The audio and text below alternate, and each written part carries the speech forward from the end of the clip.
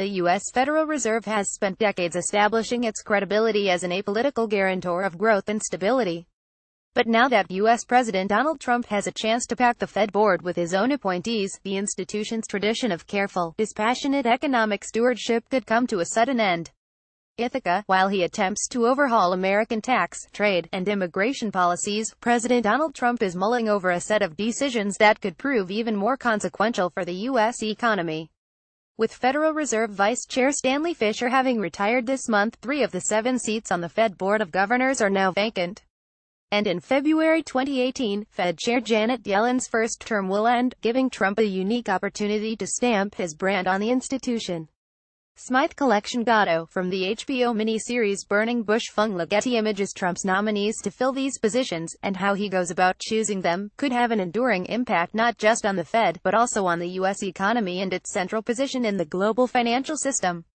The Fed's credibility has been methodically and painstakingly established over the course of many decades.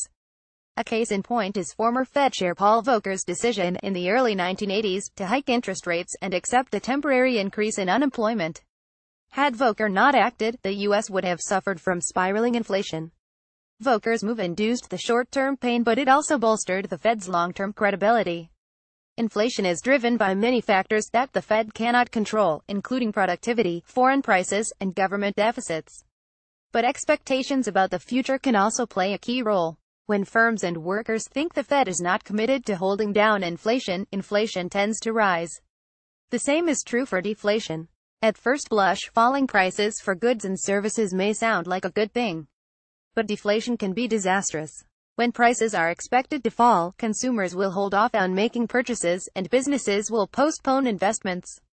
These decisions can then create a vicious cycle in which falling demand leads to reduced employment, growth, and prices, causing demand to fall further.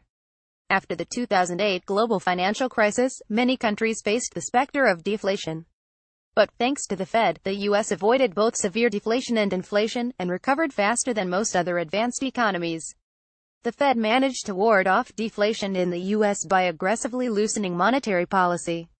At the time, many economists feared that a rapidly expanding money supply and sharply rising government debt would fuel inflation and weaken the dollar.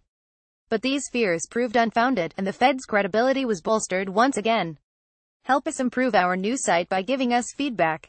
Click here. The Fed's credibility is what underpins the U.S. dollar's dominance in international finance. About 2/3 of global central banks' foreign exchange reserves, that is to say, the rainy day funds, are invested in dollars. And foreign investors, including central banks, hold more than $6 trillion in U.S. government securities, up from $3 trillion a decade ago.